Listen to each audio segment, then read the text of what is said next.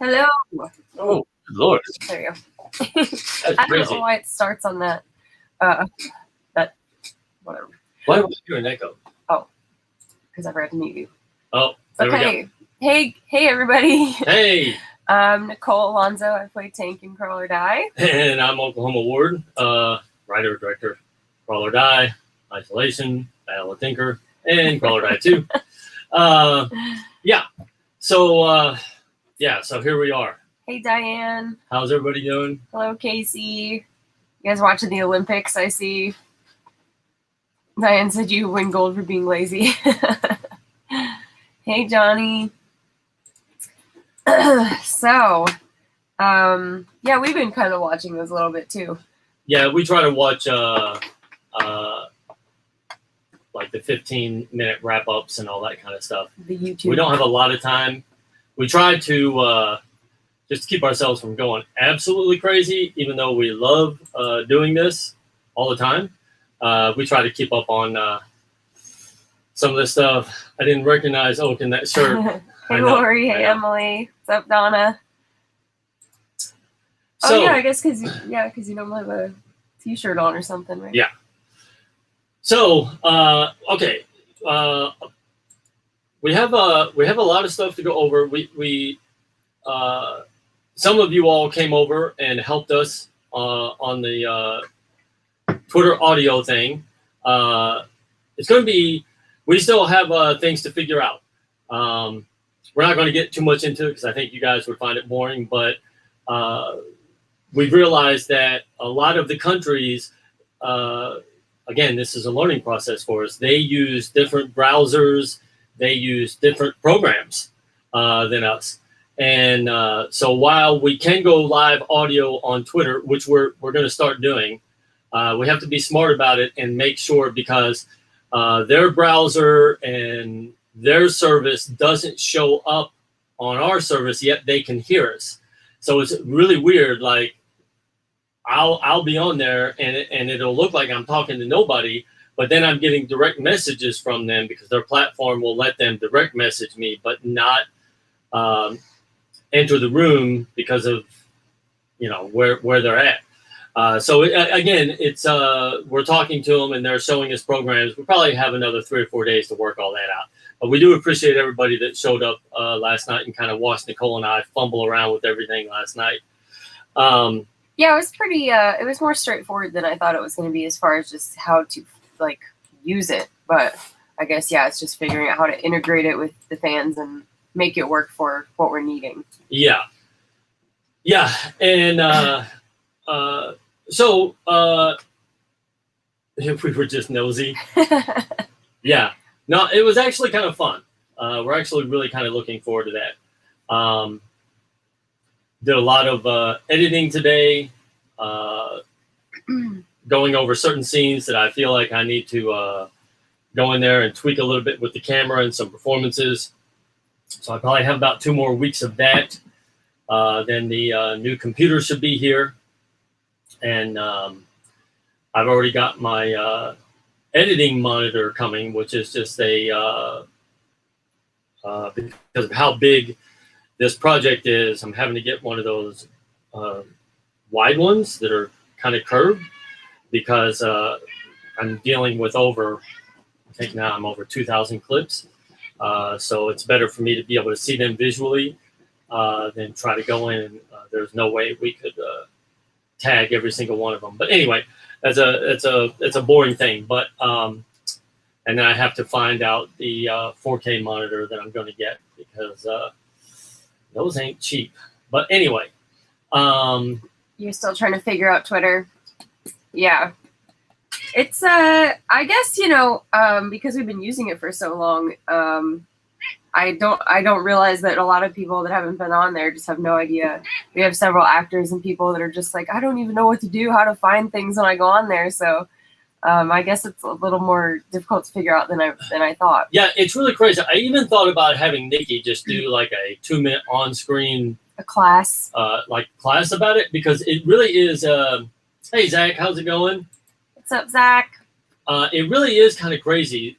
Again, how each project has its own little organic life, and literally, is no joke. On Facebook, we were pretty dead on the Crawl or Die project.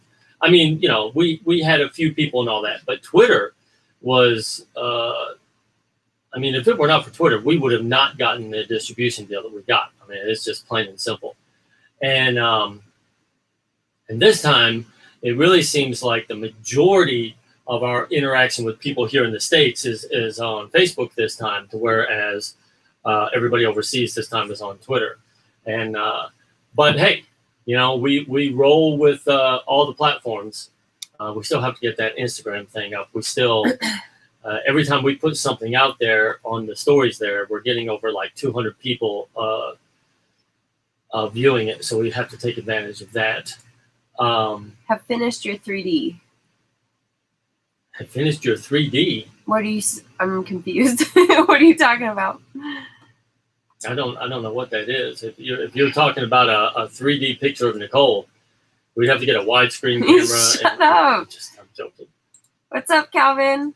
How's it going? No, today mostly just been working on movie stuff. So 3D model of what? Matt made some 3D models of Nicole. Like little action figures, yeah. Yeah.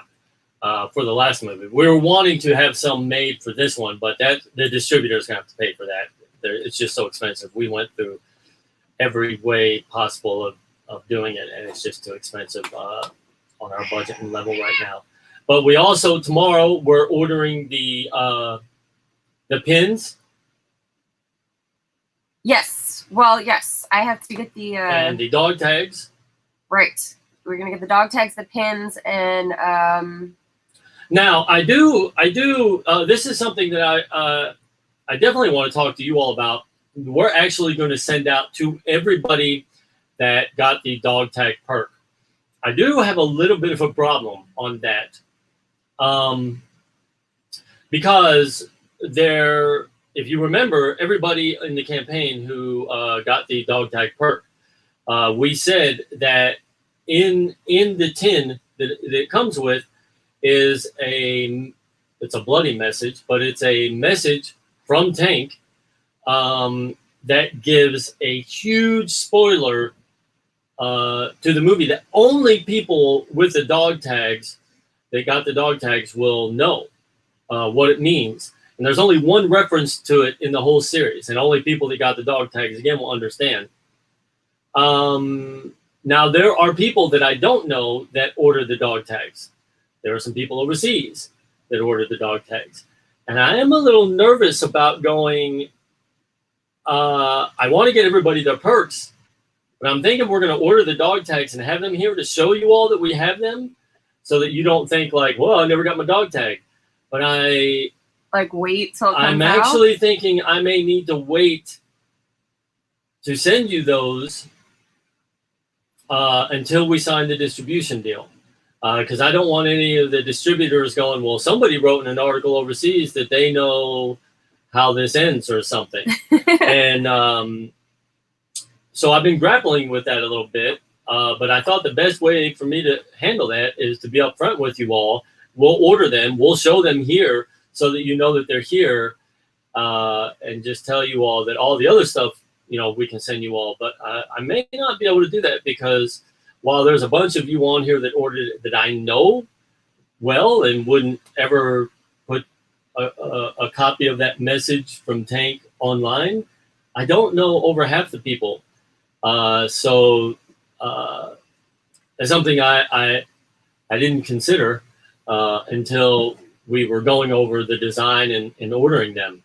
I thought about then, well, I could send you the dog tags and send you the message later, but that kind of, look, it's kind of like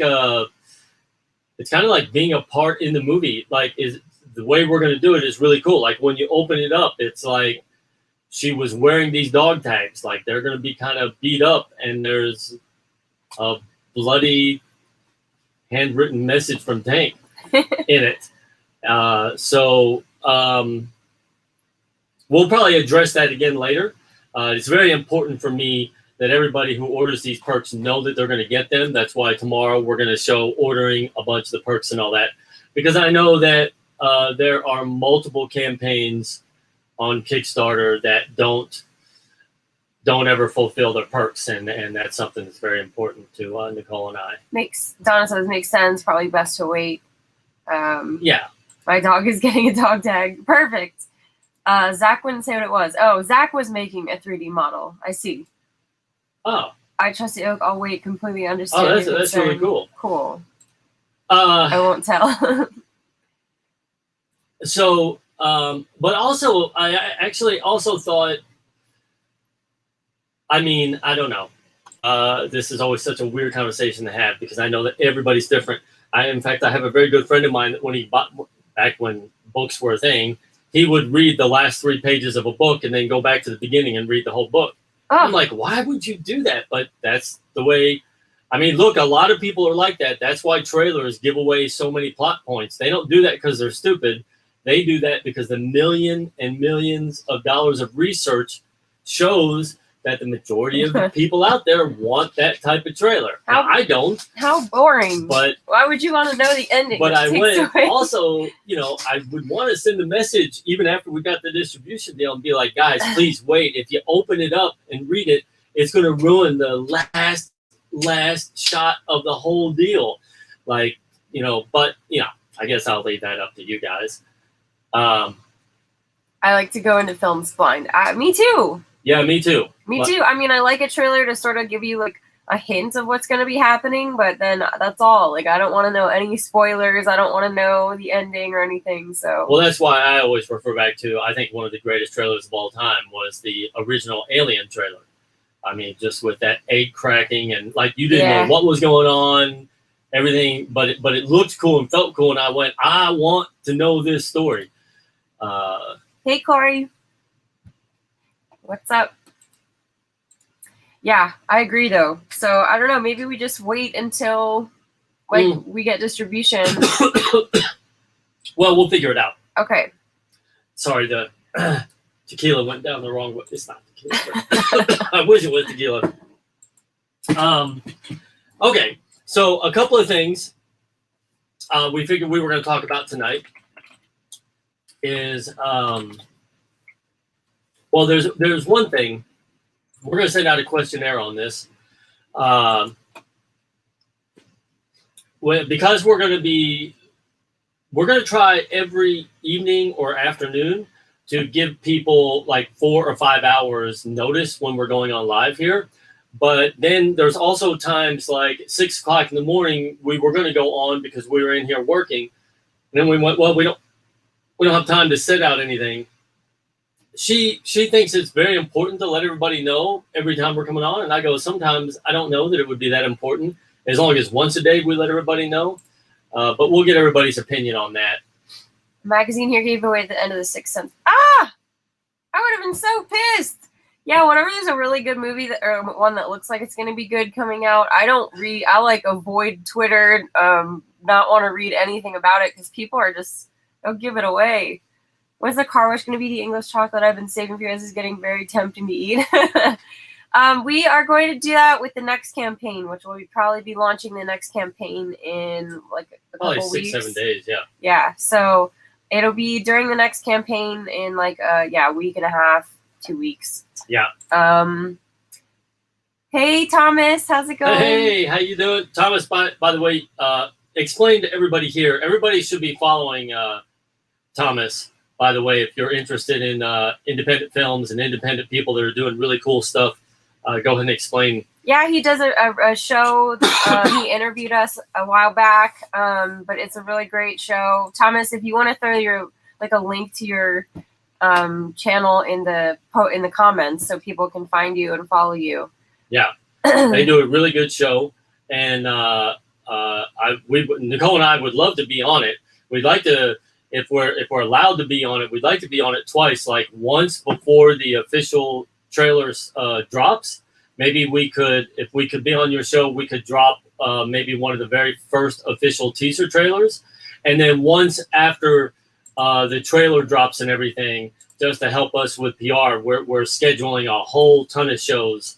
And we'd love to come back on and talk to you all at that point. If you guys want us, or if you can with the scheduling and all that. I know it's difficult. I don't want to put you on the spot there, Thomas. You're even welcome, just so that all the people that follow us and watch this later on go to your deal. You can put in here, yeah, sure, and then write me later on and be like, dude, we can't put you on twice, Jesus Christ. And I'll be cool with that. I think so. When we went on, I believe last time, because he usually do you still team up with the other 2 guys? I'm having a blank with names right now, dude. Kevin, I believe. Yeah, it's the dork name. Well, no. Well, he does. We did an interview here recently, right. The VHS interview that we did, And I believe, are you still working with them? And they said that you couldn't be there that night or something. Yeah, the Wicked Horror Show. I'm sorry, my brain is not functioning, but I think you're still with them because they mentioned that you were unable to be there that night or something. So, but yeah, we would love to come back on. You guys always ask really intriguing questions, and it's so fun to talk to you guys. So, hold on, one second. I'll be right back. Frozen. You were frozen for a second there. Oh, it always freezes when you're making a face, so never fails. I only do it every other week now. Okay, well, next time we do that, we'll make sure it's a week that you are there also. Because it'd be so fun. Sorry, guys. I have to check every once in a while. I think a whole bunch of planet right now is going through this heat wave thing, and we have two tiny little cats outside that are outside cats that have just wandered in and kind of they're very skinny in there. They're a couple, and the heat has been. And of course, we bring them in, but they don't really let us get close to them. Yeah. So. But they've been having a tough time. So every time I see them outside, I try to go get them water. And this is about the time when it starts to cool off that they show up. Did you guys get a popcorn machine yet? No, because Oak is refusing to have any type of popcorn machine except for the one that he wants. So we have no popcorn machine. That's probably something that'll happen in the future when we can afford it. That's one of the perks down there. It's funny to see Oklahoma walk from the sepia to the color. I know. It's pretty funny, isn't it? You can see his legs. Yeah, they're blinding white. His white legs. This heat sucks so bad. Had a heat index 110 today. Yeah. Yeah, and it's been. We were worried. We designed the edit studio this time because these hard drives have to stay a certain temperature, and they put off a lot of heat, and I've got 1, 2, 3, 4, 5, 6, 7 towers of hard drives that just run 24 hours a day. So we, I don't know if you can show them. We had to. Can you show them with your camera? We had to do the good old boy. You can see I had to Where's the damn? Yeah. It's hard for me to point it and look at it. Yeah, that's called good old boy air conditioning venting.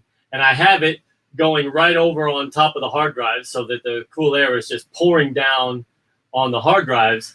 But to do that, I had to take it out of the whole rest of the house. And so we kind of live in here because we are in a metal building. And let me tell you, it gets hot. Yeah, and it's super, I don't know about you guys, but I am not a heat person. So it's super difficult to be motivated during the day when it is so hot up here. Let me tell you. Do anything. I feel like I'm tired all the time. The heat just takes it out of me. I forgot to buy the classic popcorn machine from the thrift store last week. Oh, you actually saw one? Hey, Oak, are those your legs? Or are you just riding a chicken? He got you. Oak actually has some pretty muscular legs. Oh, but they are white. Let me tell you something. But they're white, yeah. Yeah, I have lived in this studio now. I'd say probably a year and a half. I am so white. I am purple. Both of you and the rest of people watching, what is the most surprising ending to a film for each of you? I mean, I gotta go with probably The Sixth Sense when that came out because, I think everybody was shocked by that. I'm trying to think of one in like more recent times. Oh, I thought for a minute you were asking that we filmed. I was like, hell, I ain't telling anybody that, Thomas. Oh, well, this is going to date me. But of course, The Exorcist was one for me. The ending was shocking? Huh? The ending was shocking to you? Yeah. Oh, okay. Have you seen the original? Yeah, of course. All the way through? Yes, of course. Oh, okay. Multiple times. Yeah, the ending of Planet of the Apes. Oh yeah, that's a good one. That blew me away. That's a good one. Of course, The Sixth Sense. I think that will go down as one. Yeah. I'm trying to think of one that was more recent. Oh, I'll say that one, Hunter x Hunter. That ending shocked me. I was not ready for that ending. No, yeah, I wasn't ready for that ending. Probably the most recent one that I could think of that I was like, what the hell? Ostrich legs. God almighty. Oh Lord.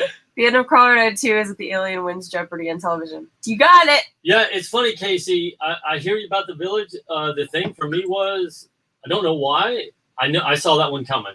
Like so it wasn't for me, but It's probably because I figured that out after The Sixth Sense. best. Like I feel like people expected it because he did Signs, and so I think it became a thing. Like you knew something was going to be. Yeah. But yeah, The Mist. Yeah. Well, I'll tell you one. I know this is controversial now, but that first episode. No, it wasn't the first episode. Well, shit, I don't remember if it was the end of season 1 or the first episode. That's the way my brain is right now. But Game of Thrones. I could not believe. Yeah. Ned Stark. Well, and also. I guess that's a spoiler, but. Also, Thomas, it wasn't an ending, but I think the reason that Alien is one of my favorite movies of all time is because when I saw it, unless you were an indie cult fan with Harry Dean Stanton, the biggest name was Scarrett. And plus he had the coolest name ever, Dallas. And I was like, well, that's the hero. I remember sitting down going, oh, he's going, yeah, that's the hero. I was absolutely stunned. Tom Scarrett. Like I couldn't, it blew my mind. I could not, because I was like, who in the hell are all, and it was brilliant because everybody else was, I mean, unless you were a movie fan, like Yafet Kato and all that kind of stuff, but the general public, including me at the time, I was like, oh, well, everything's off the table. I was the one person who had the ending of Sixth Sense figured out for an hour and a half in. Sleepaway Camp and Race of the Devil are my two. Oh, okay. I'm surprised you had it figured out. That's good. Like, I was shocked. The last episode of John Doe. I haven't seen that. Is it worth watching? Isn't there a new one that came out now too? White Bear episode of Black Mirror. I feel like I need to get into Black Mirror. I've had so many people now tell me that they love that show. My pop loves that show. I just don't have time right now to get into a show. But yeah, we're gonna. It again. There's two great things happening, and I think you guys know me well enough that when I say this, I always try to find the positive and stuff. But with everything going weird in the world the way it is right now, this lull. I mean, there's still some content coming out that's new, but there's not a lot coming out that's new, which actually it's a good thing for us. But I understand it's difficult when you're a fan of stuff coming out. But there is stuff coming out that we've just gone where we can't even get into watching it because over the next 90 days, I mean, this is, we spent 7 years to get here and we're just going to really hone in on what we're doing to get it done. But yeah, so we basically like The Boys, we love The Boys, but we're like, we can't even catch up on that. Wait, is there a new season out? Well, I didn't watch season 2. I wanted to. Well, I watched season 2, but watched Spiral last night and had the ending figured out about halfway through. Yeah, I want to see that. I was excited to. It looked like a fresh take on the series, and I love those actors, Chris Rock and stuff. So. It's like one of my favorite actresses out there is me.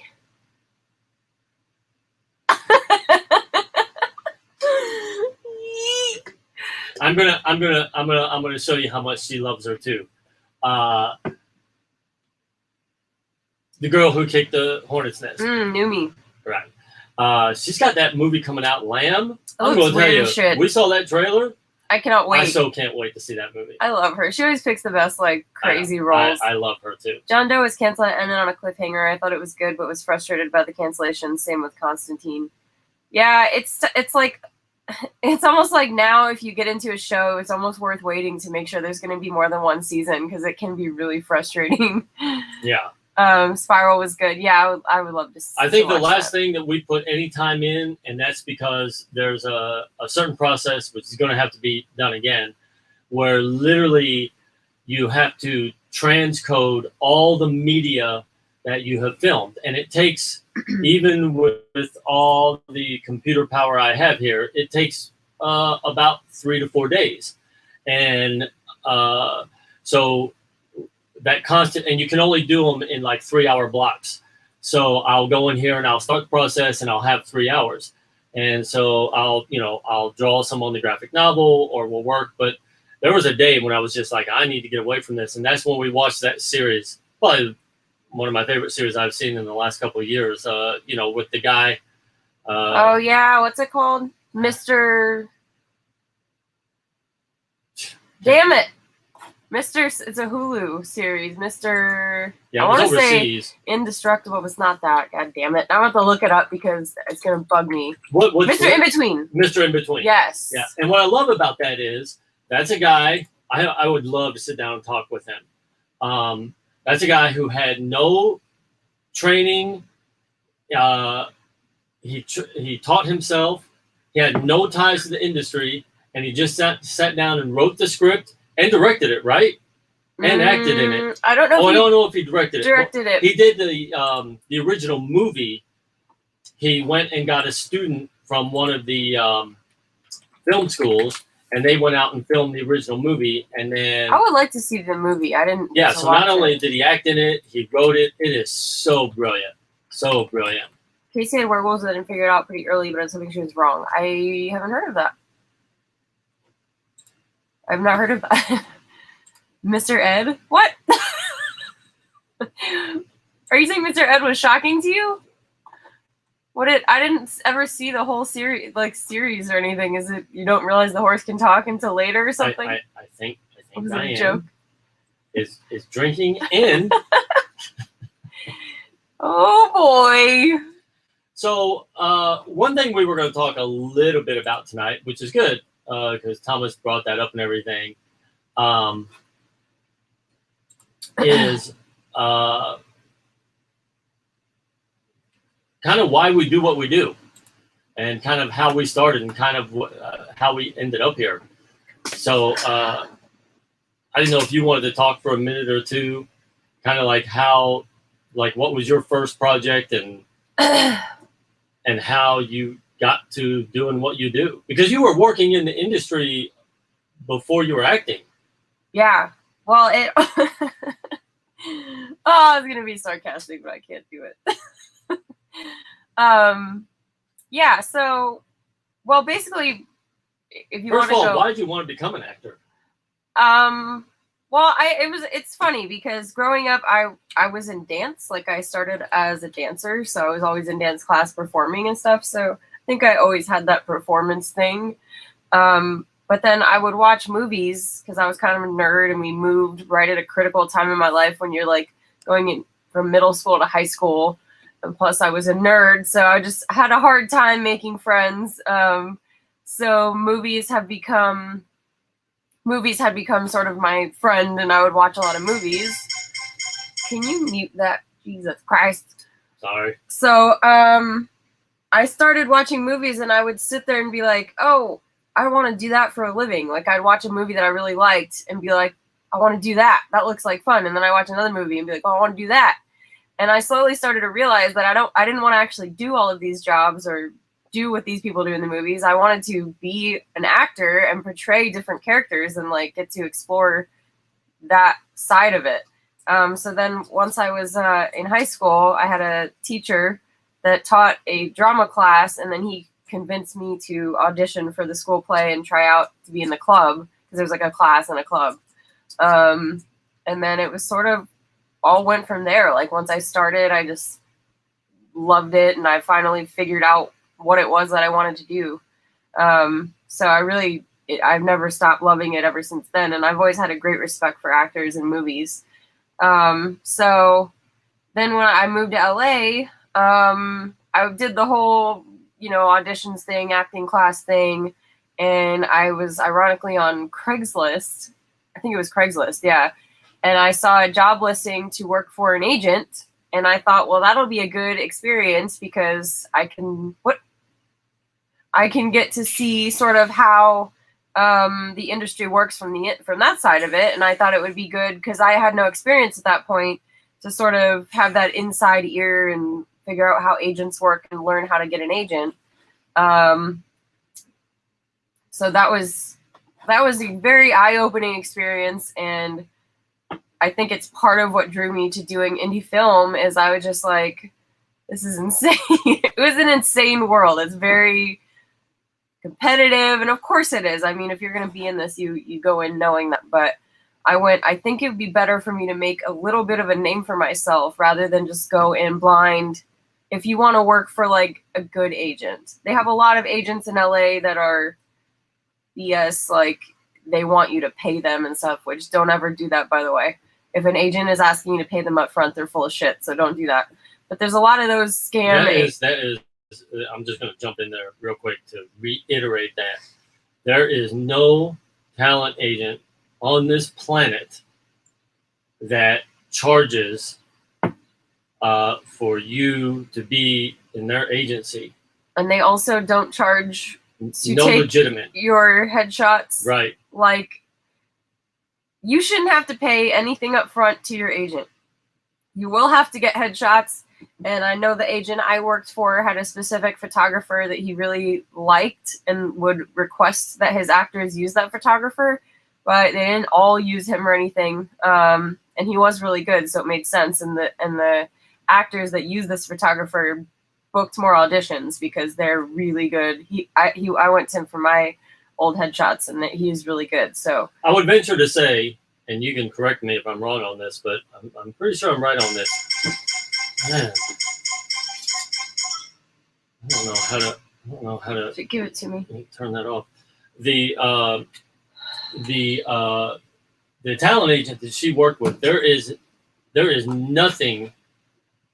If you turned your TV on and you watched a movie or a TV show, there's a 9 times out of 10 chance that one of the actors are with him. He's probably one of the top 3. Easy. Yeah, so it's ironic because he has he has a large client roster, and I actually recently was checking out his IMDb page just to see what new clients that he has now. And his agency has grown quite a bit since I've even been there. He now has like multiple agents working under him and all this stuff. So didn't he have Chadwick? He did. He had Chadwick Boseman. Yeah. But he has a bunch of actors. And ironically, in Hollywood, because there's agencies like CAA and all the big William Morris, Endeavor, and all that stuff, he was considered a boutique agency, but that's just because he wasn't like one of those major whatever. But in my opinion, and I obviously I'm not at a level to where an agency like CAA would even talk to me, but in my opinion, he worked so hard for his clients, and it was a more personal experience. Like, I feel like if he brought you on, it's because he really believes in you, and he would fight tooth and nail for you to get you auditions and to make sure you didn't get screwed over. And I feel like those bigger agencies, unless you're a top celebrity that's like Brad Pitt or something, I just feel like you probably wouldn't get that type of personal experience. They're not going to have your back the way that he would. So I really respected him for that. And the job was insane. I was young, and I would say now that I probably was not mentally prepared for all of it. I don't regret it at all. It was a great experience, but I didn't end up staying. I was there for a year, and then he actually sat me down. He was like, "You don't want to be here, do you?" And I was like, "I can't do this anymore. It's fucking crazy." Plus, I wanted to be an actor. I did not want to be an agent. So we parted ways, but it was all good, and I actually still am close friends with him and everything. But I'm so glad that I did it, though, because it really showed me like what a good agent should be, what they offer, why you have them. And after that is sort of when I met Oak through a friend of a friend, found out he was having the auditions and auditioned for his first movie. And the irony is, you didn't even want me to audition. He didn't want to see me at all, but because it was his friend asked for the favor, I ended up auditioning, got the part, and then he wanted to move to LA, and I was looking to vacate my current living situation and needed a roommate, so we became roommates and friends, and it went from there, basically. But yeah, why I started was I loved movies. You can say who it was. Who? What do you mean? So if you parted ways on good terms and you feel he's a good agent, why not set out his name? I I'm not. I mean, I'm okay, I guess, saying it, but I just don't want people writing him and being like, Nicole said, or like, I don't know. He's very busy, so I just don't like the idea that maybe people would bother him. But it's Michael Green. It would be pretty easy to find if you looked up Chadwick Boseman's agent, I guess. So yeah, or his his previous agent. But it's Michael Green, and he's still cute. His agency has grown exponentially since I worked there, and he still represents quite a few large name clients. And what I also like about him is he has people like there's this one actor, PJ Byrne, and I know that you might not initially know his name, but if you look up PJ Byrne, he is in everything, like everything. And I see him all the time, and I just laugh. I'm like, Michael gets him everywhere. He was in Wolf of Wall Street. Like, he is in everything. And if you saw his face, you'd be like, holy shit, yeah, this guy is in all the movies. But Michael does great work for his clients. I've always said I'm going to stay completely independent, but if things got to a place where I had to be dealing with SAG and actors on that level, Michael Green is the one person that I would want on my side besides Thomas Broderick. Only because Peter Broderick? Yeah. You said Thomas Broderick? Did I say Thomas Broderick? Oh, it's probably because I've got Thomas. Probably because you're drinking. Yeah. No, not. I wish I was. My old headshot. Yeah, I can. Yeah, they were great. And they weren't touched up at all. They're a little bit, but like very little. Yeah. It's very like taking out a bad skin part or something, but that's it. Let me find them. He is, it's funny because I need updated headshots, but I'm so hesitant to do anything like that because these were just set the bar so high that I can't imagine taking any that are less quality than these. And it's not like urgent that I need headshots or anything, but it's just the only ones I have are so outdated now that I should get updated ones, but these were just such high quality that I don't even want to. Okay. How do I do this? I guess I can share the screen. So yeah, these are my old headshots.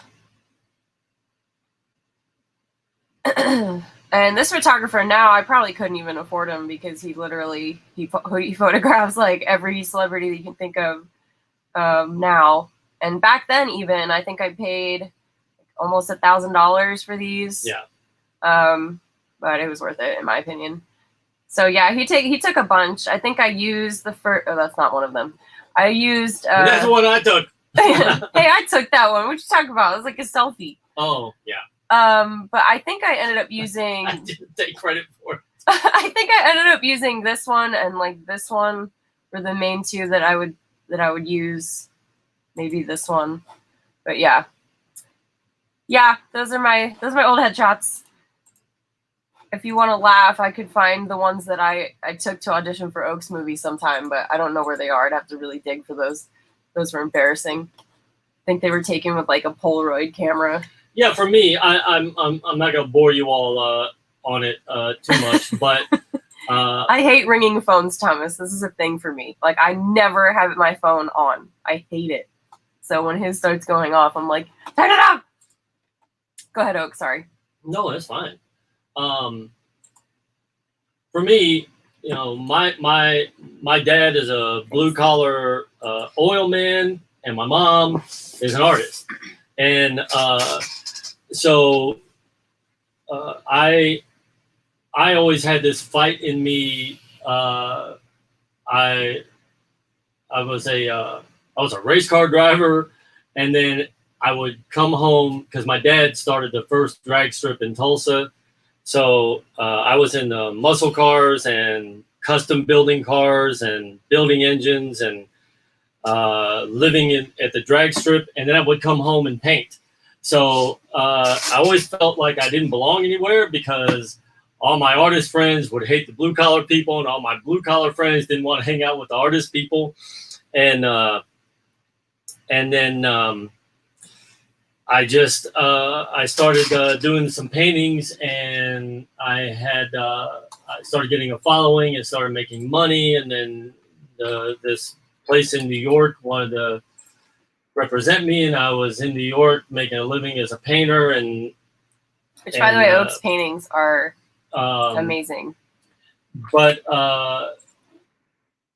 I don't know. It didn't feel like I didn't feel like I was doing enough. So I decided to start an art gallery in Chicago so that I could help other artists. And I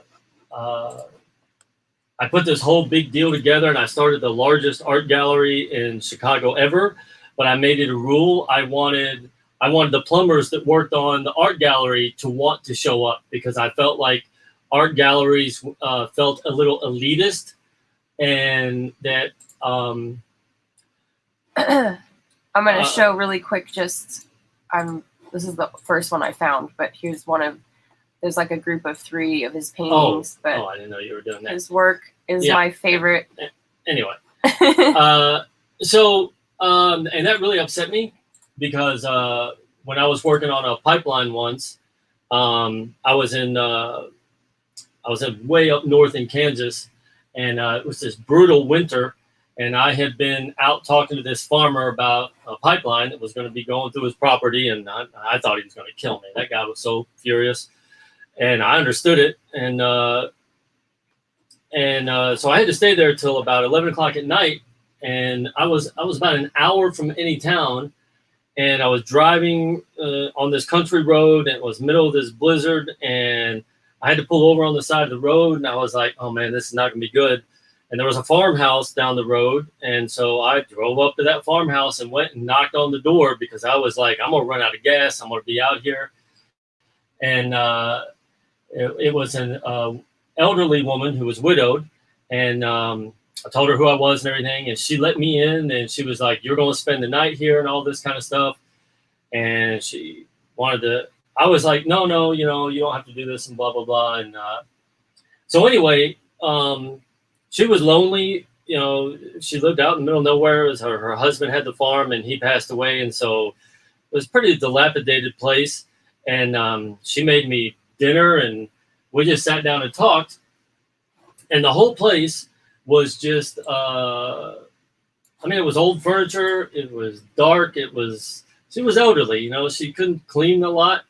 But in the kitchen area where we were eating, on the wall was a poster of a Van Gogh painting.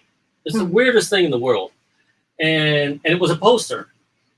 And she saw me looking at it. She was so proud of that. And she spoke for hours about it. And I always thought about that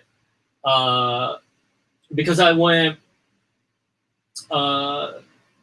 here's somebody who got something and got some enjoyment out of a poster, a $7 poster of a Van Gogh painting. First of all, I felt it was bad on my part, because I was judging her. I was like, what is she doing with this up here? That was on me. That's when I started to learn that it's wrong to judge people, because you never know what their interests are or what drives them. And hey, Matthew. What I loved about it was, I was like, I had collectors that were buying my artwork that never even looked at the painting. They would box it up. It was just a commodity.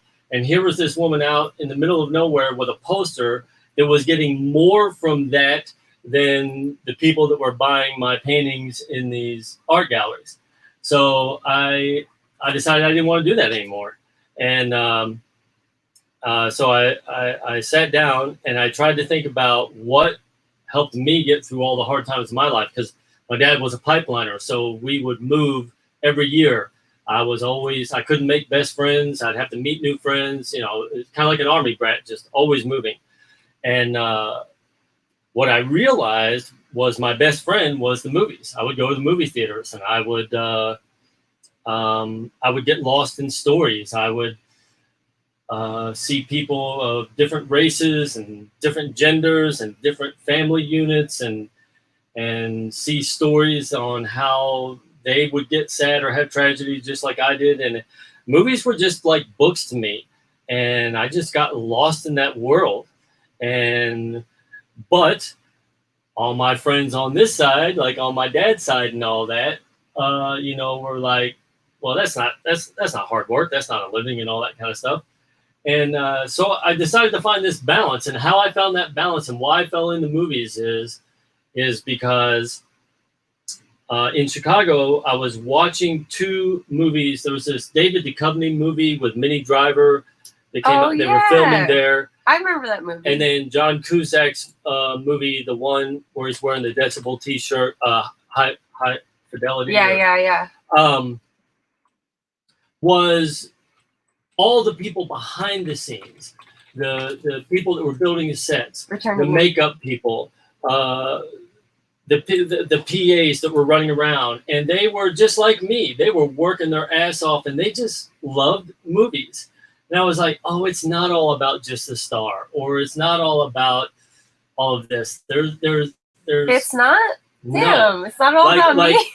That David Duchovny movie, Return to Me. I mean, there was 1,000 people there working on it. I was joking. And I fell in love with those people. Like, I started showing up. I was helping the set guy.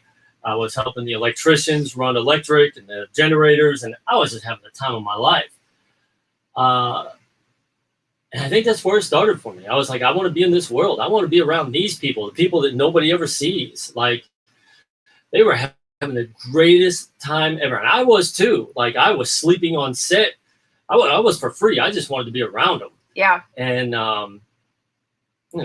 we would crack open a bottle of tequila at 3 o'clock in the morning after we struck a whole set because, the set had to be moved or a storm was coming in. And it was, I don't know. I just met some of the greatest grounded people ever. And I was like, I want to do this. And that's where it started for me. I love behind the scenes stuff. Yeah. Yeah, it's funny because on Oak's movie, that was the first time I'd ever been on a real movie set. Because before that, I really only did plays, which plays are a whole different type of family. It still has that family unit and that thing, but I'd never been on a movie set. And it was just, I could not get enough just seeing how everything worked and how everybody worked together to get a scene prepared. And he had a stunt guy that was teaching the lead actress in his other movie how to do this run, because we were going to be shooting nails through a wall and she had to be in hit the right marks and everything. Yeah, we were crazy. And it was just, I was done. It was it for me. I was like, this is all I want to do forever. And that movie, I think I had 2 scenes and maybe 4 lines. And I just did not give a fuck. I just want to be there. She is one of the reasons, again, that I wanted to be in this business. There was a kind of major star, kind of a celebrity at that time that I had gotten for the lead. First of all, I didn't want her. I wouldn't allow her to audition. I told the people working for me, I do not want this woman auditioning. I don't want to see her. I don't want to hear from her. And somehow she got in for an audition and blew us away. But beyond that, she had the smallest role in that movie, and she had more desire of wanting to be on set, of wanting to help, even for 3 years after it.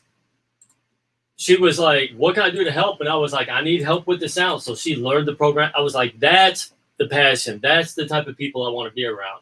And I find that with any.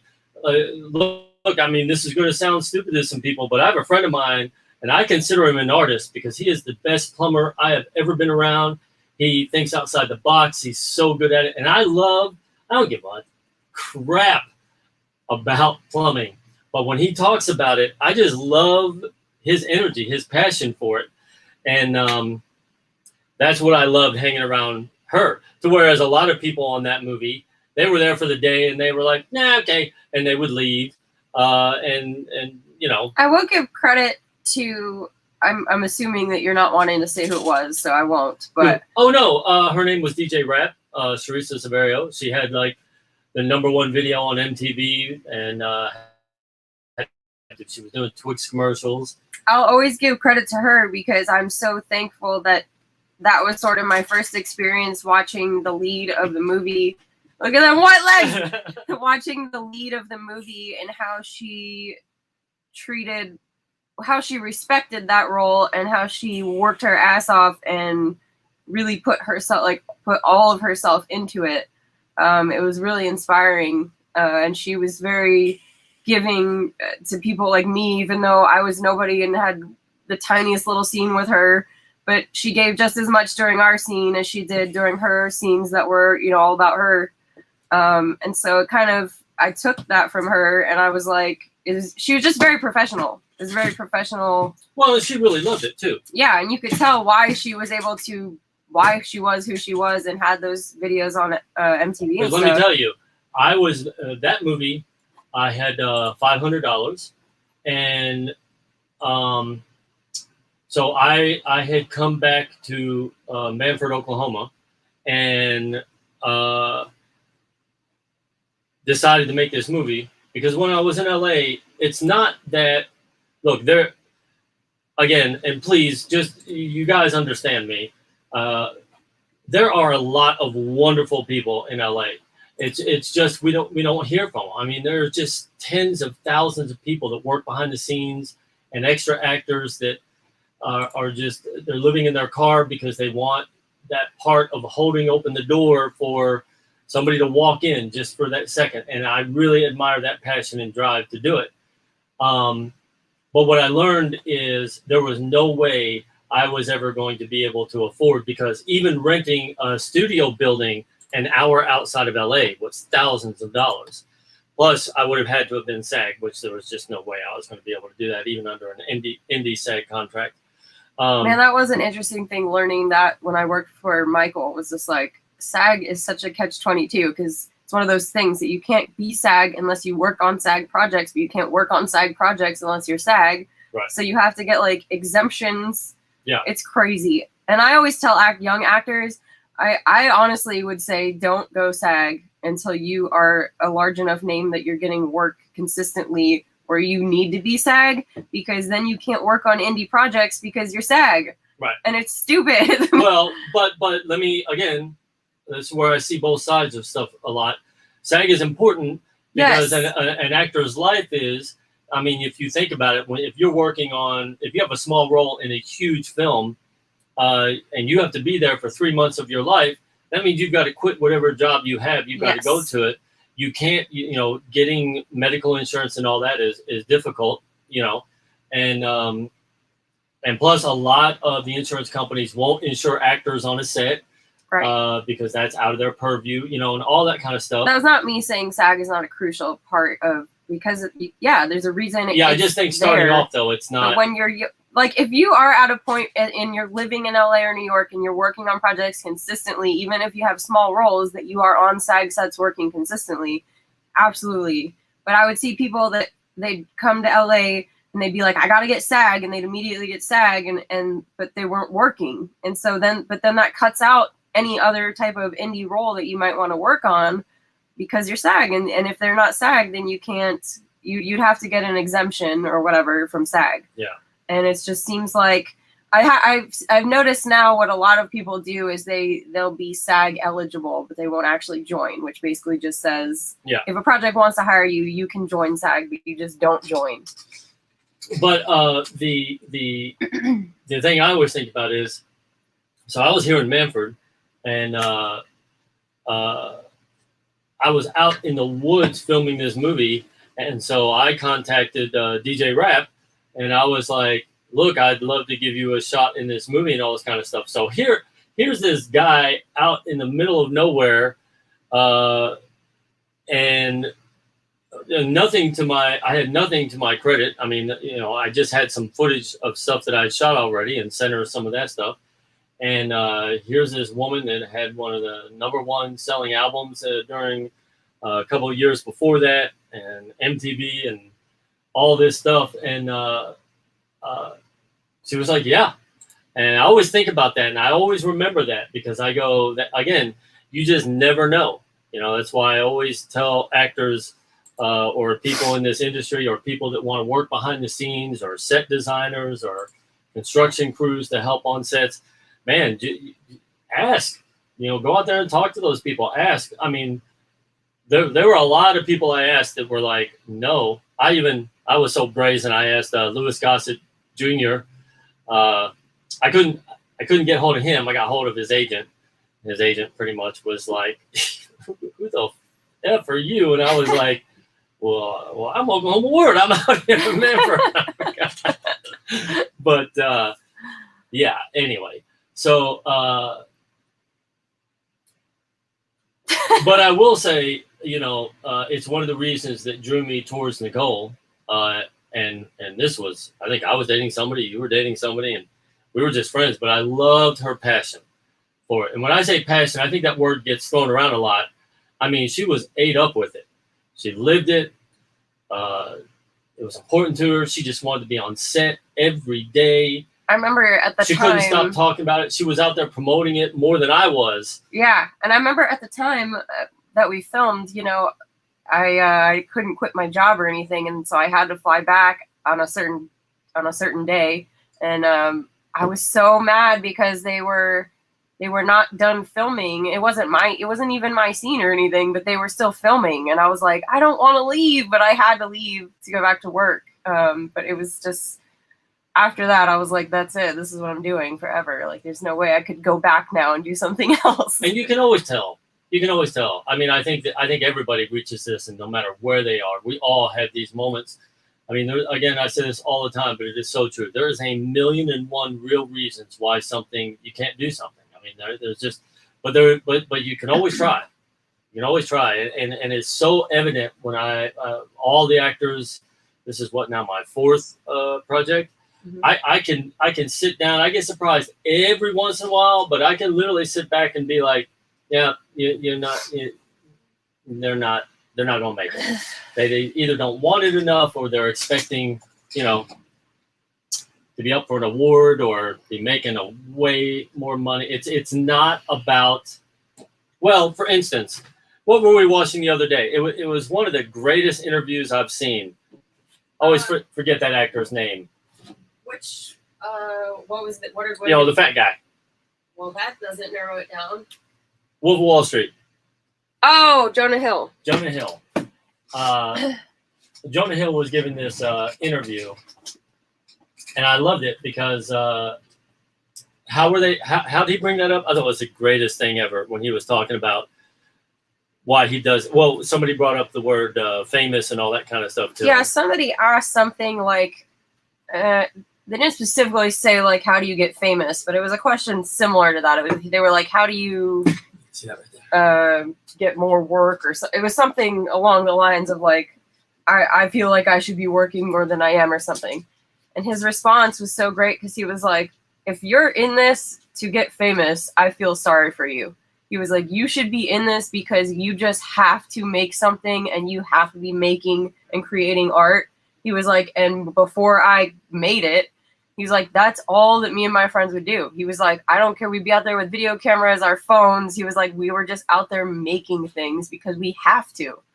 And I think that's why, I was highly impressed by that interview with him because I didn't discount him at all because especially after like Moneyball and Wolf of Wall Street and stuff, I think he's a great actor.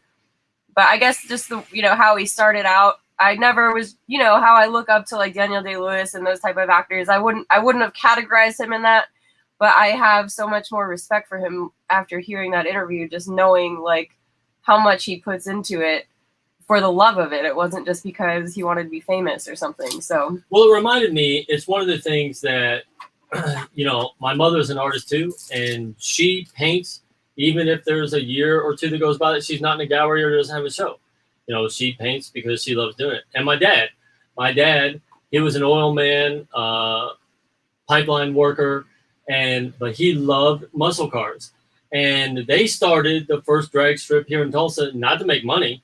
They did it because they loved doing it. And I always find that people that do that type of stuff, whatever it is, they're the ones that, I mean, not everybody, I'm sure everybody, including me, never get exactly where they want. But. Well, it's like you were saying earlier, you watched an interview about Leonardo DiCaprio from doing that movie, The The Departed. Yeah. With Jack Nicholson, and he was saying in the interview, Leonardo DiCaprio was like, I had that script for 3 years. I spent a whole year befriending, undercover cops and learning about that and studying and being this character. He was like, in that movie, still to this day, I think back, because I got to work, in his words, with one of the, the greatest actors of our time, Jack Nicholson. He was like, and there's still scenes that I was like, I could have made better choices there. I could have done a better job there. And it just lets you know, like, he put in everything he had to that movie, dedication, studying, and he still looks back and he's like, could have done better, could have done more. And I feel like a lot of actors that are successful in this, well, directors too, in this industry, they have that thing. Like, it's not that we go, we suck, but it's like, it's always that drive to want to be better and do more and create. So I don't know, I love hearing stuff like that. It's like that interview, Daniel Day-Lewis, when Leonardo DiCaprio went to convince him to be in Gangs of New York because he didn't want to do it. He went, and Martin was like, go ask him why, like, figure out, get him to be in this. And he said, he's like, I just don't want to do a bad job and let him down. I'm like, you're Daniel Day-Lewis, dude. It's not even possible for you to do a bad job. Are you kidding me? But just even knowing that someone like him could even think that of himself still, I'm like, okay, so we're not crazy. Like, it was just, I know. I love watching actor interviews because you learn the craziest stuff. Plus, this is going to make Nicole so mad. But I'll give you a perfect example of this. It's going to seem a little crude, but it is the truth. I agree, Emily. When I decided, when I met her, because again, we were friends. We've said this before. We set each other up on dates and all that kind of stuff, and that turned into something different once we realized that all these people that we were seeing, we had more fun coming back and talking to each other like 1 o'clock in the morning about the date we were on and how we would sit and we this is what we would do for a Friday night. We'd be like, oh man, it's a weekend. What are we going to do? And we'd be like, let's rent movies. Like, that was our idea of a good time. When during the holidays, everybody'd be like, oh man, all the families showing up. Our idea was like, hey, everybody came into town. Let's go see a movie. And people were like, no, let's sit around and talk. We haven't seen you in years. And we're like, yeah, but let's go see a movie. And then we can talk about the movie after we see the movie. But when I told her, because we'd started dating after a couple of years of being friends, and I told her, I said, listen, I got to leave LA. I've got to go to Manford because I can flip a couple homes and I can afford to build a studio and film my movie there. And I was like, I understand, if you can't go. I was like, but I have to go. I have to go do this, and I can't make stuff here. And she was like, well, what's that going to look like? I was like, well, our bathroom is going to be a bucket for a couple of years. And she went, no, seriously. And I was like, no, seriously. She was like, what do you mean? Like, I was like, there's no toilet or anything. We're going to be living in that building. And when she went, but we're going to make the movie, right? I was like, yeah. She was like, okay. And I was like, that's what I'm talking about. That's what I'm talking about right there. Because if you look at her, she could have been dating please, millionaires in a minute. Please. And I've got her out here in a bucket for a bathroom, filming a movie. But it was some of the greatest times we've ever had. Not the bucket part, but filming that first movie. And it was great. It'll always be a memory, though. I remember, too, he loves to tell that story about the bucket. I don't know why he so loves to tell that story, but I remember we did a film festival in LA, and we showed our movie. Oh, my God. That was one of the greatest times of my life. And I'm not gonna lie. we got to meet Zoe Bell, who's one of the coolest people ever. But I remember we did a pre-show interview, and Oak, of course, was telling the bucket shooting story because he loves to tell that story. And I'm standing there after the screening and talking. It was Zoe Bell, and then there's a lot of stunt women at this. So picture any movie that you've seen in the last decade that has, stunts going on, like the Avengers. All those stunt people were there. So these amazing Amazonian stunt women that are just like the most fit, amazing people you've ever seen that do all these crazy stunts. We're all standing there talking, and I was just like, I was nervous. I was like kind of being quiet, just listening, like grateful to even be in the conversation. And the interviewer walks past, and Zoe Bell is standing right next to me, and I'm like a huge fan of hers. So I was just like, you know, she walks past and she goes, "That girl shit in a bucket." And I was just like, oh my God, like I wanted to die, dude. I wanted to die. And then I remember Zoe Bell turned to me and she was like, "That's badass." And I was just like, ah, I just freaked out. But I was like, I'm going to kill Oak. Why does he gotta always tell that story?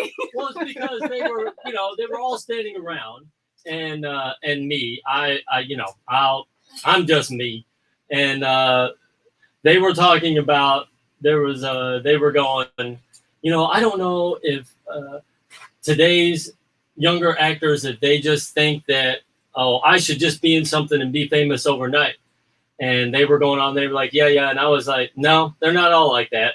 And they all turned and looked at me, and I was like, I'm telling you right now, there are actors on there that are just as dedicated as you are.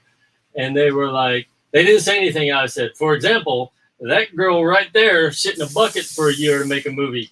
And they were like, what? And yeah, that was me. That was yeah, it's pretty much like my worst nightmare come true in that moment, because I was just like standing here in front of somebody that I admire, and that's what they hear about me, and I was just like, oh my God, badass. She did. It's probably lucky that it was a bunch of stunt women, because they probably care less than other Hollywood stars might. But yeah, it was pretty funny. Gotta shit in a bucket to be a badass. That's the new rite of passage. I feel like we should make every actor that shows up in future movies be like, you got the part where you're gonna be shitting in a bucket, and see. And if they say yes, then you know you got the right actor. If they go, well, what do you mean a bucket? Get out of here. That's the new audition. First you gotta pass the audition, then you gotta pass the bucket test. But her, I do know that her parents, same thing. This same type of drive, and now before I say this, let me qualify this. Any actor out there, especially women, because I've known a lot. This is a thing. Besides actors getting charged to be with talent agents, you as a woman never, ever, ever, ever have to take your top off for an audition or anything like that. That was something that even Nicole got cornered into, because there are a bunch of nefarious people out there, and they try to be like, oh, well, if you're serious, you won't mind. We just need to show, make sure that you're. They call it a body check. Yeah. And they're like, all the other actresses are doing it. Never happens. And that shouldn't be even a conversation until you get offered the part. And then it's a discussion, and it's like, okay, for instance, if you're playing a bodybuilder, obviously you're going to have to look a certain way. Right. And that's not being prejudiced against any body type. It's just saying, if you're going to take this role, you need to look this way. Or if you're going to do a movie like Eyes Wide Shut, there's obviously going to be nudity, and there's things you're going to do. And if the director is like, I just want to make sure you're going to be comfortable with that. But that's after you're offered the part. Yeah, and it should never happen during an audition. It's fine if they tell you up front, because they should. This role will require nudity, and that way you can choose to not do it. But you should never have to show your body until after you're already offered the part. And even then, it should be like a discussion about, okay, here's how much nudity there's going to be and what you're going to have to do. But yeah, there's a lot of auditions, and I'm not ashamed to say this, because I think a lot of girls get sucked into this, but I was in a situation where that happened, and I did it, and I regret it, and I wish that I hadn't. I didn't get fully nude, but I did take my shirt off. And I'm like, if the more I can spread that and tell people that's bullshit, I hope that it can save some other young girl from falling into that. And that's not to say I have no problem with nudity in movies, and she doesn't either. It's just something. I'd say that's the two biggest things that I've noticed from being in the industry, even down in Austin, that any talent agent at all that you have to pay or that they charge you for, it's not a legitimate company. And number two, the audition thing, and that will never happen. And I bring that up because I'm always very, very careful with my auditions, especially when I was doing this movie in LA. It was more traditional audition and all that kind of stuff. And I remember that Nicole is fearless in her auditions. And and I know this for a fact because I'm a really stubborn son of a bitch. And when I say I don't want an actor on my set or I don't want to see them, I don't want to see them. I'm not interested in them. I don't think they have the passion for it. I don't think they take it seriously. And I just don't want those people around me when I'm throwing everything in that I have. And I will say that that's the importance of a good headshot, because he had never met me, but because of the headshot that I sent him, he garnered all that from that terrible headshot, thinking, well, she doesn't take her shit seriously if this is the bullshit headshot that she sent me. Yeah. And it's just because at the time I didn't have any headshots. So the guy I was dating at the time, I was like, can you take some photos of me just so I can send them in? And I feel like in future, I won't be in that position again, because I would never send something that unprofessional. But if you are starting out and you don't have headshots and can't afford headshots, you'd be better off to tell the director that and say, I don't have headshots, but here's just a couple pictures of me just so you see what I look like. Because I sent them and I said, here's my headshot. And it just was very unprofessional. They were terrible. My point on that is, again, that's the fearless part of it, is even your parents were nervous as hell because you were flying out here, again, in the middle of nowhere to do a movie. I think we stuck you in a cabin and left you there for like half a day. Yeah, dude. So first of all, when I got the part, my mom, she's very overprotective. She's freaking out that I was flying to Oklahoma to do this movie. She's like, you don't know these people at all, blah, blah. I was like, Mom, you're being crazy.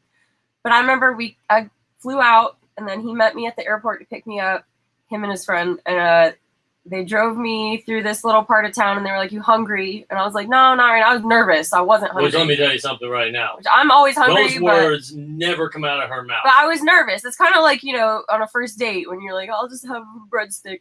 But yeah, I was like, no, I'm okay. Thinking I'll wait till other people are here and I'll eat with the rest of the cast.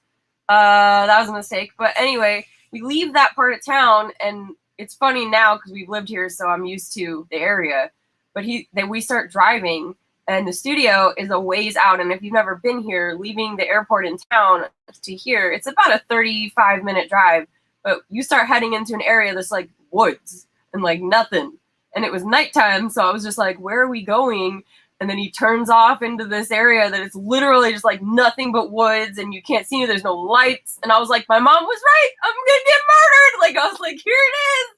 But then he pulls up, and there's these rental cabins on the lake, and he had rented like, I think 2 or 3 cabins for all the actors to stay in. And he's like, all right, stay here. We've got a bunch of other pickups in town, and we'll come back and get you. And I think I got left there for like 6 hours with no car, no food, no way to get anywhere. And then one person showed up, and she walked in, and I was like a freaking starved child. I was like, can you please drive me and get some food? And she was like, yeah, okay. Because she was like a producer's assistant or something. So she rescued me. But that was crazy. I thought my mom was right for a second. I thought I was being driven out here to get murdered, but it worked out. It did. It worked out. I think that movie, I grew up in Oklahoma. They're putting you in a cabin. You better not. Dude, I didn't know. So Emily, you know what's funny about that is, I have some of my friends who are like, when I was living in LA, they were like, I'm not going to come visit you out there. There's nothing but crackheads out there. And I was like, dude, I'm from Manford, Oklahoma. I think we're the meth capital of the world. What are you talking about? Case in point, I think like on the 7th day that she was on the film set, and I had all these people on the movie. There was one guy that we kind of knew him from around town, and he asked if he could come out and help. Well, I think he showed up. I think it was on bath salts or something. Went out of his mind, and so of course, who does he put him in a scene with? But so thanks, babe. So literally, she's here like 5 or 6 days, and she sees this man go off the rails. I think he was running down the street naked. And then Oko's like this. So this is the scene. You're going to love this because this guy's acting like this, right? Here's the scene. Oko's, okay, Nicole, I need you. You're going to start here, and you're going to run and try to go get to her over there. He's like, now you guy. I won't say his name because I don't want to, whatever. He's like, you guy. Your job is since gotten help to stop her. So you're going to run and catch her and stop her. He was like, I can do that. You know, he's freaking out. And then that, because, you know, even though I'm quiet when I'm shy, when I don't know you, I'm competitive. So the way he said it pissed me off, because I was like, first of all, you're like 320 pounds. Why do you think you could run faster than me? And second of all, fuck you. Like, in my head, I wasn't saying this. I was like, I'm going to run my ass off. There's no way you're going to catch me. And so Oak yells action, and I book it. And I think he even tripped and like fell down on his face. And then he was so mad, he's like, I'll be right back. And he left and went home. And I did a line of bath salts, or however you take bath salts. I don't even know how to take them, and came back, and his pupils, he was like this big. And he was like, let's go again. And I was like, no, you need to get off set. I was like, you need to leave. I was like, oh my God, save me. But I love that he puts me in the scene with him. Thanks a lot. Oh my God, we have had some crazy fun times. Oh man, but yeah, good times making movies. There's always memories, that's for sure. It's never boring. But that movie, I never put out. Again, that's a very, very, very surreal, almost silent movie. But I am going to put it out as a perk after I'm done with this series. Maybe like a special like Blu-ray DVD set, and then have that in there, and you'll get to see Nikki doing kind of her first performance on film. And right? They probably won't even recognize me because I looked way different in that movie. I think there's a picture on your Facebook. Hold on, I can pull up. There's a few pictures from that shoot. Let me find it. Those are at. Yeah, they're on Facebook. Hold on, I just saw them when I was looking through your artwork. Yeah, so here, okay. Yeah, so these are some photos from that set. So this is me getting my makeup done on there. And then that was this girl, Heather. Can you make those bigger? Zoom in. There you go. And then that was a scene. This is Oak's head. You guys probably guessed that with the hat. That was DJ Rap, the girl that was in it. Is Oak directing? These are blurry. This is before iPhones were a thing, but yeah, this is just some photos from that set. It was a good time.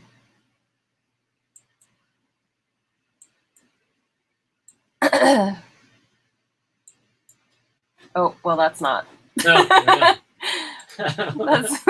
Nikki's just throwing up photographs, not even looking at them before she throws them up. You guys might have seen more than Nikki than you. You posted those publicly on your Facebook, so they're good. Well, look, we decided we've been working all day. Oh no, yeah, me without a beard, yeah. I'm probably going to be. I told myself I was going to shave this down. I'm probably going to shave this way down at the end of the project. You better not shave it off. I like the beard. No, I won't shave it off. But I also don't want to be doing ZZ Top here. Oh, did you see that guy passed away? Yeah, I did. Yeah. I saw about that. That was sad. So we were working really hard today. It got pretty warm down there today. And we decided we were just going to come on and talk about, kind of our passion and why we do this and why we love doing this. I think Nicole and I both love movies and I like that form of, I don't know, for me, it makes me feel things, makes me see things a different way. It makes me feel the emotions and stuff. It does. Me too. It does. I would also really quick before we wrap up. Well, plus, wait, before you get to that, I think another part of it is I learned this when I moved to New York City.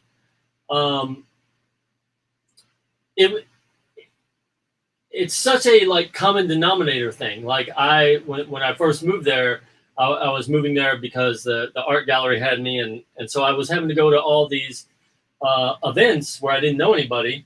And look at me, and I didn't change the way I looked or dressed or anything. And so it was so easy for me to start conversations with people, no matter what race, religion, financial background they were from, and start talking about movies. And inevitably, they would love something that I loved, and we'd start talking and laughing about it. And all of a sudden, that barrier was broke. And I think it's one of those universal type of things. I wish that I was as smooth about that, because I try to do that, but my way of doing it is awkwardly in the middle. She's not very good in public. No, awkwardly in the middle of a conversation that someone will say something that reminds me of a movie, and I'll like quote the movie, like an Anchorman quote or something, and they just look at me like, "What the fuck did you just say?" But it's because I'm trying to be like the movie, but I don't preface it. I just say the quote, and it's really awkward. But I'm actually very awkward in person. Okay, but really quick, because I do want to go over a few of the perks that we are going to start ordering and that we can start sending out right away. For sure, the postcards are going to start going out. So this is up to you, because some of them are digital, unreleased, behind-the-scenes photos. Is that something you'd be okay sending out? Yeah. We have behind-the-scenes photos of just from the set of Tank and stuff like that. Zach's poster, I'll have to, you can order the prints of those, so those can be sent out. And then I'm going to order the buttons, and there's 2 different types of buttons. So it was like the first 50 people that donated over a certain amount got this right. special button, and then there's also just the regular round buttons. So both of those are going to be ordered. There's some digital downloads of the original Crawler Die that can go out. I'm trying to see what else. Yeah, I think what's going to happen is over the next couple of days, she'll start screen sharing, like the design, all this stuff. Some of the things that are going to take the longest are the jackets, because we have to find someone to sew. Well, plus, I think there's going to be a couple of jackets. I think there were a couple sizes. We might wait and see if in any of the other campaigns anybody wants any of those. Right. So that we can get them. Homes are being sewn on, and it's cheaper for us if we just give them all at once. All at once. But there's the bullet hard drives. I can get those ordered now. Well, the bullet hard drives, that's going to contain the project. No, we're not. No, we didn't give the perk with this project. Oh, it's all the original projects. Oh, we can definitely do that. And my songs come on it. Yeah. Okay, so the take longer. The comic book is going to take a lot longer because we have to make it. Right. So that's not going to be sent out right away. Obviously, anything that has to do with like the movie, like I know my knife was a perk that we are going to get to getting all of the the other stuff that we can send out and start sending that out. So I'm going to do an update on Kickstarter once I order a bunch of this stuff and just let everybody know. That way, if you're not watching our live. I'm going to show everybody. We can do that on the next one. The good thing is on the graphic novel, I've got all the 100 pages. Oh, I'll just show you where I'm at on that. But yeah, I just wanted to quickly update and let you guys know like what. I got to chat with y'all years ago. Hopefully there's more to it. Yeah, there is going to be. What I'm thinking about doing, Emily, is this, because it's going to take us probably 3 or 4 days to figure out. We want to make sure that we're not. When I say wasting our time, we're not wasting our time even if there's just one person in there we're talking to, but I mean wasting our time in that if I can get these other 2 programs, it'll allow us to be on their servers so that I don't have to stop the Twitter one and then log on to them and talk to them in their platforms over there. But I think it'll be good too. I think it will be unique and interesting. It's something that we're actually really looking forward to, because there's times when I'm in here editing and she's been working for 3 or 4 hours and she's sitting over there in her bra smoking a cigar. I'm sorry. And she doesn't want to be on live video doing it, but we can be talking to people. I did wonder about that because I was also into game streaming for a while, and I know there's several game streamers that I personally watch a lot that don't have a camera. And so I thought, I don't know if that's something you guys would want to even watch if I was like on there editing a GIF, but because I maybe woke up and I look like Einstein, that I could just have the screen showing my work, and I could still talk and you'd hear me, but I wouldn't necessarily be on there. I think that'd be good. That's what I'm gonna do when I'm editing. I'm not gonna have my mug up there while I'm editing. It's just going to be, I'm going to show people the screen while I'm editing. Yeah, because I got 2 modes. I got this mode, and then I got like I look like a hobo. So that's my 2 modes, and I just don't want to come on and scare people. So, I might do a few streams like that because I think sometimes that's what prevents me from coming on is that I'm like I don't want to stop and take the time to go get ready and look cute just to be working when I just want to sit here and work. So I may start doing a couple of those where I just stream just what I'm doing rather than my face. Yeah, so like I said, we're sticking to it. We are going to come on this platform every evening, and then we're going to be on in the mornings and the afternoons also. I'm permanently in hobo mode. Diane, I am too. No joke. Unless I'm filming or I have to go somewhere, like to go get groceries or like go see somebody. And I'm not saying I dress to the nines for groceries. It's like this, but I would be hobo mode 100%. Poor Oak. When we first met, I'd wake up an hour early and put makeup on to make him think that I look like that. And now, I'm not gonna lie to you all. Now I'm hobo. I didn't say anything to her, but I literally thought she had like those tattooed on eyelash or eyeliner things, because I mean it went on like 6 months, and finally I asked her one day. I was like, "Look, how do you wake up at 6 o'clock in the morning?" I was like, "This is just I woke up like this and look like this." Now, it took 3 years into the relationship, and she was like, "Ah, you idiot. I set my alarm for 2 hours before you woke up, went in there, got myself ready, crawled back in bed, and pretended I was asleep until you woke up." I would do makeup. I'd brush my teeth, put some deodorant, a little perfume. Oh, yeah. Got him. Now he wakes up to freaking Hobo McGee. I start working from home Monday. I'm probably going to forget how pants work. Yeah, fuck pants, dude. I never wear pants. Plus, I'm not going to lie to you all. I'm not going to lie to you all. Yes, Emily.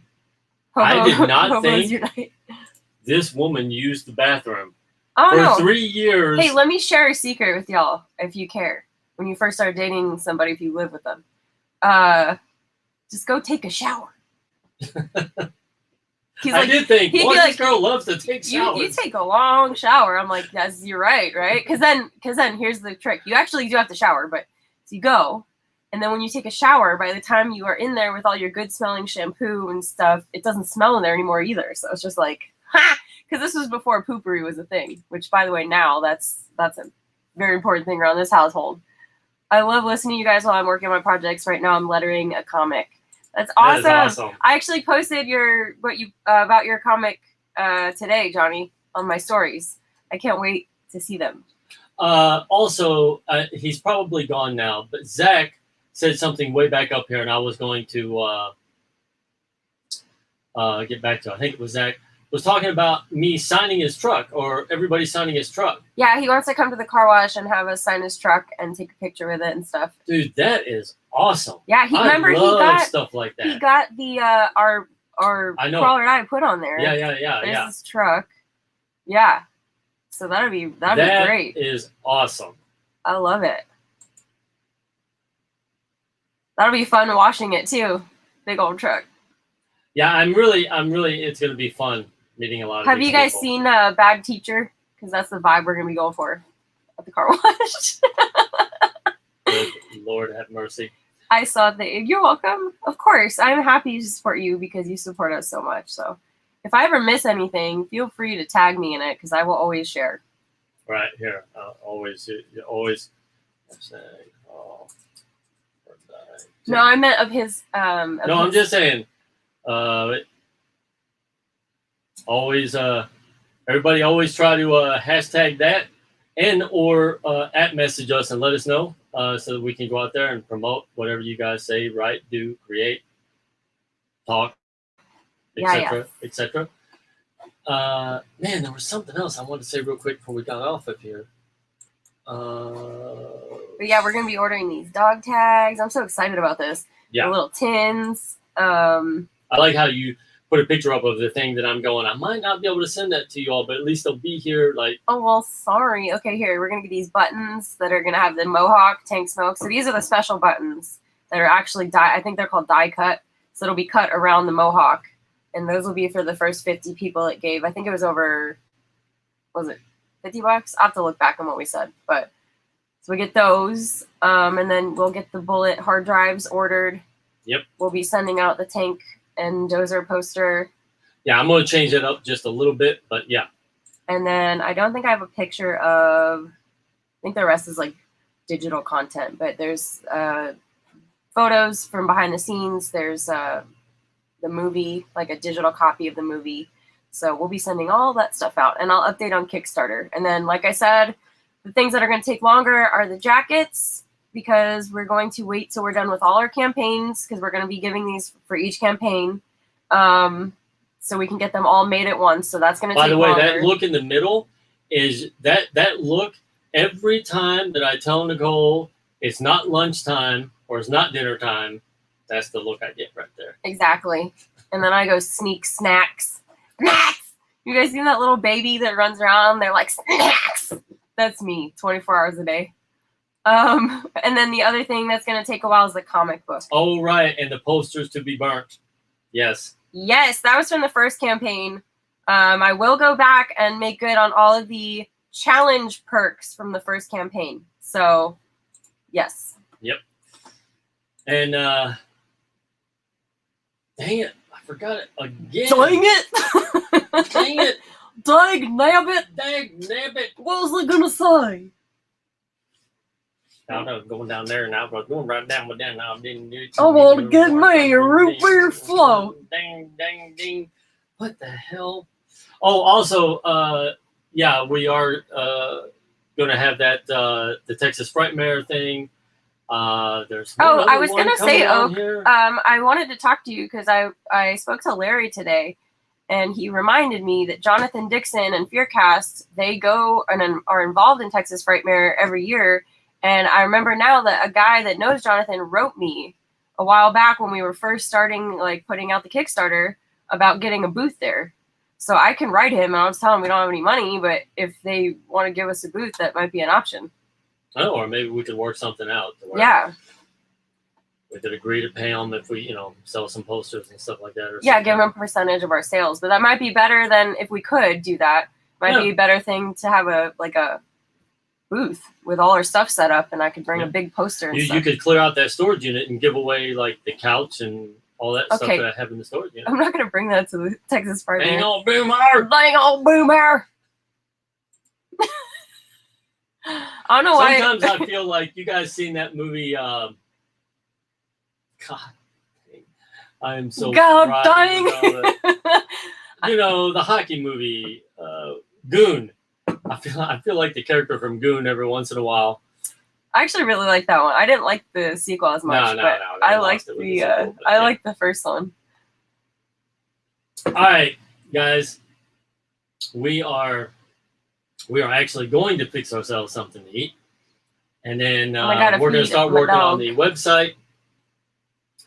And I appreciate you guys allowing us to come into your living rooms, your iPhones, your computers, and spend the evening talking with us. Gives us a break, makes us laugh and get out of this world, and now we're going to jump right back into the world. So thanks, Diane. All right, guys. Yeah, well, it is crazy. Well, that's why you haven't got up, because you're not wearing pants either. I'm wearing pants now. I put pants on for the stream. Oh. But I'll be immediately taking them off as soon as we end. God dang right you will be. God dang it. Ding dang pants. Lord have mercy. Good night, Johnny. All right, we love you guys. We'll see you soon. Bye-bye.